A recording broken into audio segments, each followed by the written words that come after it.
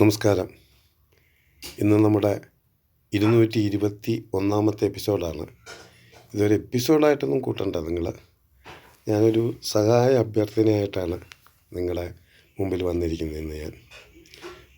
കാരണം എൻ്റെ ഒരു സുഹൃത്ത്, അതായത് അദ്ദേഹം കാസർഗോഡ് നീലേശ്വരത്താണ് അയാളുടെ വീട്. രാജൻ എന്നാണ് പേര്. അദ്ദേഹത്തിൻ്റെ 2 വൃക്കകളും തകരാറിലായി. അദ്ദേഹം ഡയാലിസിസ് ചെയ്തുകൊണ്ടിരിക്കുകയാണ്. 1.5 വർഷമായി.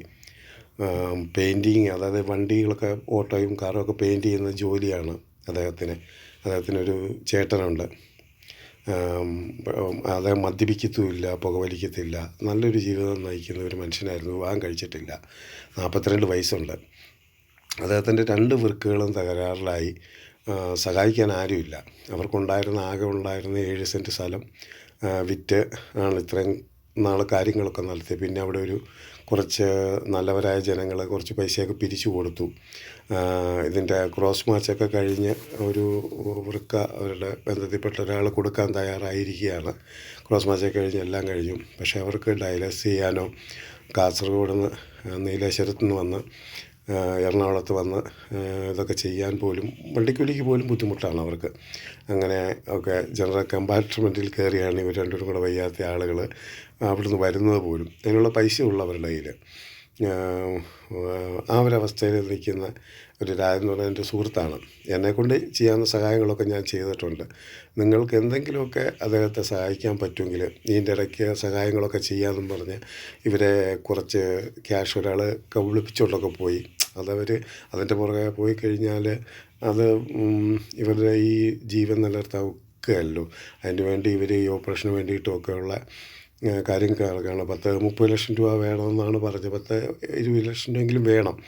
എല്ലാ ടെസ്റ്റുകളുമൊക്കെ ഇത് കഴിഞ്ഞ് ഇപ്പം അത് വളരെയധികം മരണത്തിലേക്ക്, അതായത് കുറച്ച് നാളിനകം മരണത്തിലേക്ക് പോകുന്ന ഒരു മനുഷ്യനാണ്.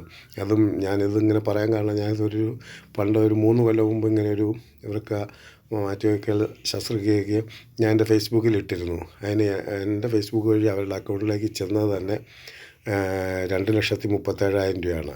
9 ലക്ഷം രൂപ അതിൻ്റെ പേര് കിട്ടുകയും ചെയ്തു. അത് നല്ല രീതിയിൽ അപ്പം ഞാൻ ജീവിക്കുകയൊക്കെ ഉണ്ട്. ഇതേ ഫേസ്ബുക്കിലുണ്ടത്.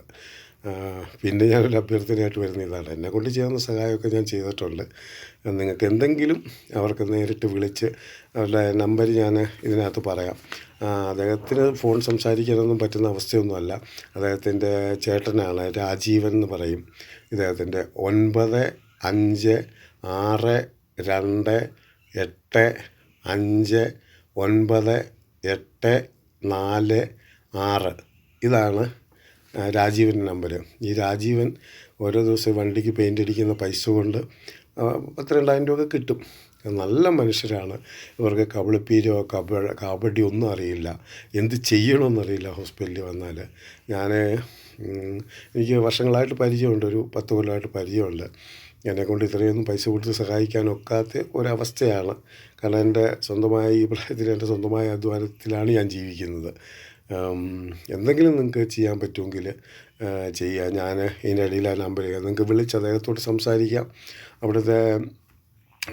അവിടുത്തെ സബ് ഇൻസ്പെക്ടർ വരെ ഇവരെ സഹായിക്കുന്നുണ്ട്. നല്ലവരായ ജനങ്ങൾ അതൊരു കുഞ്ഞ് ഗ്രാമം പോലെ ഒരു സ്ഥലമാണ്. അതുകൊണ്ട് കുറച്ച് പേരൊക്കെ സഹായിക്കുന്നുണ്ട്.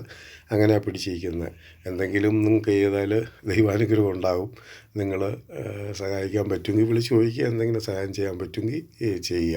അവർക്ക് ശരിക്കും പറഞ്ഞാൽ സാമൂഹികമായിട്ട് ഇവർക്ക് വലിയ ഒരു കളിപ്പീരോ പറ്റീരോ ഒന്നും അറിയാത്ത, അവർ ആരും തെറ്റായ വഴിക്ക് പോകുന്നവരോ മദ്യപിക്കുന്നവരോ പുകവലിക്കുന്നവരോ മറ്റൊന്നുമല്ല. ചേട്ടൻ ഫാമിലിയായിട്ട് ജീവിക്കുന്നു. എൻ്റെ അടുത്തൊരു വർക്ക്ഷോപ്പുണ്ട്. ഇങ്ങനെയൊക്കെ പോകുന്നു. അവർക്ക് ഒരു നല്ല മനസ്സുള്ള ആൾക്കാരാണ്. അതുകൊണ്ടാണ് ഇത്രയും താമസിച്ച്. രാജ്യം തന്നെയാണെങ്കിലും ജീവിക്കണമെന്നുള്ള ഒത്തിരി ആഗ്രഹം അദ്ദേഹത്തിൻ്റെ മനസ്സിലുണ്ട്. അത് നിങ്ങൾക്ക് എന്തെങ്കിലും ചെയ്യാൻ പറ്റുമെങ്കിൽ ചെയ്യുക.